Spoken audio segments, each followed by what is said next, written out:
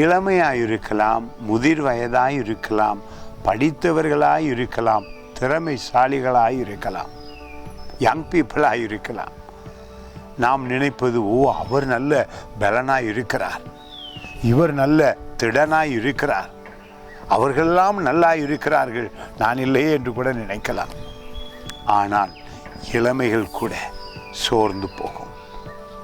தேவ கிருபையும் அன்பும் இல்லாத மனிதர்கள், தேவ வார்த்தை இல்லாதவர்களே பூமியிலே சோர்ந்து அழிந்து போவார்கள். பாருங்கள் இந்த வார்த்தை 40ஆம் அதிகாரத்திலே ஏசாயா தீர்க்கதரிசி புத்தகத்திலே 30வது வசனம்.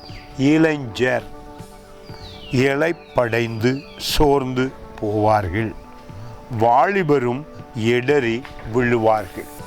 அநேக வாலிபர்கள் இடறி விழுகிறார்கள், அநேக திறமைசாலிகள் இடறி விழுகிறார்கள், ஆசீர்வாதமாக இருந்த குடும்பங்கள் கூட இடறி விழுகிறார்கள்.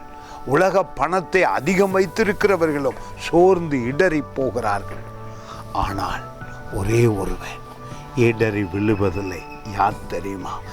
இயேசு கிறிஸ்துவை சொந்த இரட்சகராய் ஏற்றுக்கொண்டு அவரோடு நடக்கிறவன், அவருடைய வாக்குத்தத்தத்தின்படி அந்த பரிசுத்த ஆவியை தனக்குள் பெற்றுக்கொண்டவன்.